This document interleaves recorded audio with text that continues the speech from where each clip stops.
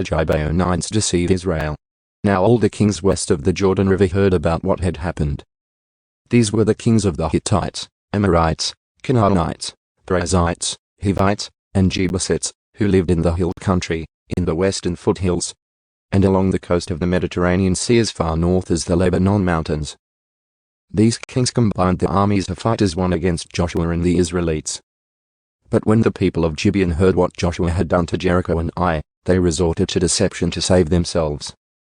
They sent ambassadors to Joshua, loading their donkeys with withered saddlebags and old, patched wineskins. They put on worn-out, patched sandals and ragged clothes. And the bread they took with them was dry and moldy. When they arrived at the camp of Israel at Gilgal, they told Joshua and the men of Israel, "We have come from a distant land to ask you to make a peace treaty with us." The Israelites replied to these Hivites, "How do we know you don't live nearby? For if you do, we cannot make a treaty with you." They replied, "We are your servants." "But who are you?"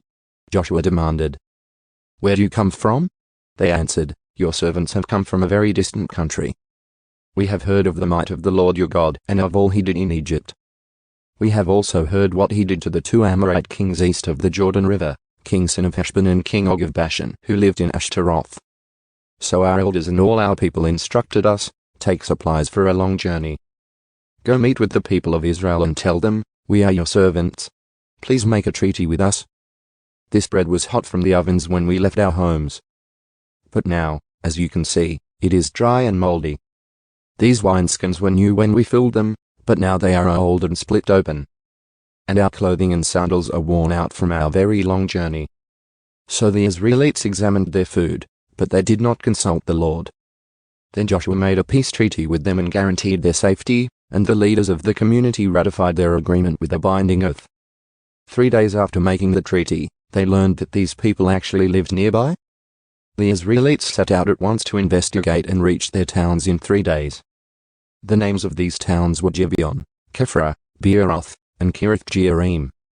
But the Israelites did not attack the towns, for the Israelite leaders had made a vow to them in the name of the Lord, the God of Israel. The people of Israel grumbled against their leaders because of the treaty. But the leaders replied, "Since we have sworn an oath in the presence of the Lord, the God of Israel, we cannot touch them. This is what we must do.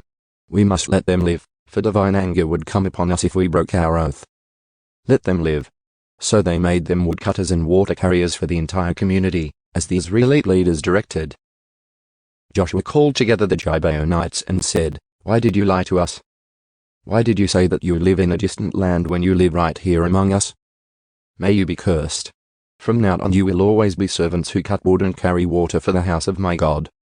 They replied, "We did it because we, your servants, were clearly told that the Lord your God commanded his servant Moses to give you this entire land and to destroy all the people living in it.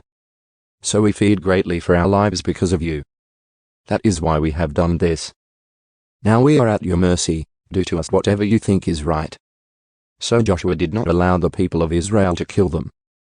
But that day he made the Gibeonites the woodcutters and water carriers for the community of Israel and for the altar of the Lord, wherever the Lord would choose to build it. And that is what they do to this day.